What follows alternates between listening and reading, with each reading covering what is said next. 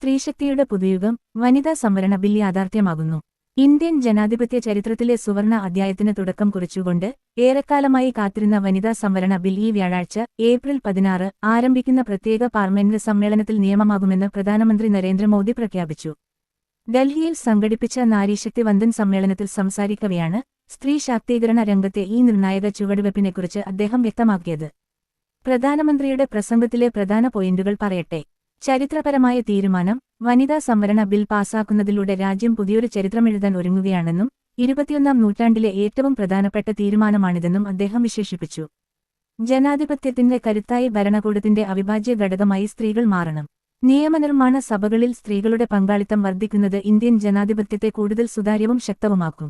വികസനത്തിന് പുതിയ മുഖം. സ്ത്രീകളുടെ നേതൃത്വത്തിലുള്ള വികസനമാണ് വിമൻ ലെഡ് ഡെവലപ്മെന്റ് ഇന്ത്യയുടെ ലക്ഷ്യം. ഇത് കേവലം ഒരു പദ്ധതിയല്ല, മറിച്ച് രാജ്യത്തിന്റെ ഭാവി മാറ്റിക്കുറിക്കാനുള്ള ദീർഘവീക്ഷണമാണ്. ഈ ചരിത്രപരമായ നീക്കം രാജ്യത്തെ കോടിക്കണക്കിന് വരുന്ന നാരീശക്തിക്കായി സമർപ്പിക്കുന്നുവെന്നും അദ്ദേഹം കൂട്ടിച്ചേർത്തു. ബില്ലിന്റെ പ്രാധാന്യം എന്തെന്നാൽ പതിറ്റാണ്ടുകളായി രാഷ്ട്രീയ ചർച്ചകളിൽ മാത്രം ഒതുങ്ങിനിന്നിരുന്ന വനിതാ സംവരണം യാഥാർത്ഥ്യമാകുന്നതോടെ ലോക്സഭയിലും സംസ്ഥാന നിയമസഭകളിലും സ്ത്രീകൾക്ക് 33% സീറ്റുകൾ ഉറപ്പാക്കപ്പെടും. ഇത് സ്ത്രീകളുടെ സാമൂഹികവും രാഷ്ട്രീയവുമായ പദവി ഉയർത്തുന്നതിനും നയരൂപീകരണത്തിൽ അവരുടെ ശബ്ദം പ്രതിഫലിക്കുന്നതിനും കാരണമാകും.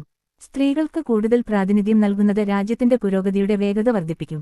ഈ തീരുമാനം വരും തലമുറകൾക്ക് വലിയ പ്രചോദനമാകും എന്ന് നരേന്ദ്രമോദി പറഞ്ഞു. ഏപ്രിൽ 16 ആരംഭിക്കുന്ന പ്രത്യേക സമ്മേളനം ഈ ബില്ലിന് അംഗീകാരം നൽകുന്നതോടെ ലിംഗസമത്വത്തിലേക്കുള്ള ഇന്ത്യയുടെ യാത്രയിൽ അതൊരു വലിയ നാഴികക്കല്ലായി മാറും. രാജ്യത്തെ സ്ത്രീസമൂഹം വലിയ പ്രതീക്ഷയോടെയാണ് ഈ പാർലമെന്റ് സമ്മേളനത്തെ ഉറ്റുനോക്കുന്നത്.